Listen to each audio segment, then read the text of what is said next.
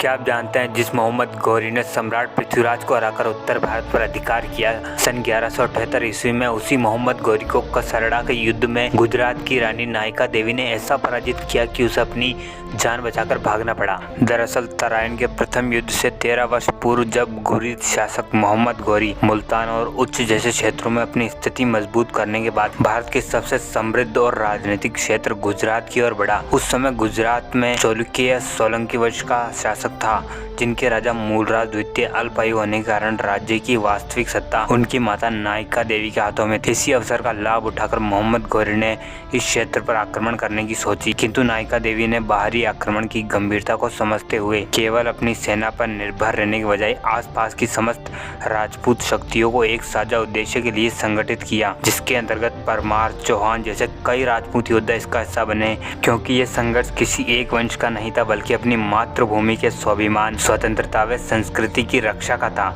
किंतु नायका देवी की सेना संख्या में घोरी की सेना की अपेक्षा कम थी, इसलिए उन्होंने युद्ध के लिए कसरहड़ा क्षेत्र को चुना, जो कि एक दुर्गम पहाड़ी क्षेत्र था। इस कारण वहां घोरी की सेना को लड़ने में अत्यंत कठिनाई आई, जबकि राजपूत सेनाएं इस भूभाग से पूरी तरह से परिचित थी। और जब मोहम्मद घोरी की सेना रेगिस्तानी मार्गों से लंबी दूरी तय करके आई तथा दूसरी ओर नायका देवी के नेतृत्व में गठबंधन सेनाएं पूरी तरह से तैयार थी, तब युद्ध में राजपूतों ने सीधा युद्ध के बजाय कूटनीति से युद्ध किया, जिसमें उन्होंने ऊंचाई से आक्रमण, संकरे पहाड़ी रास्तों में दुश्मनों को फंसाना, घुड़सवारों द्वारा पीछे से आक्रमण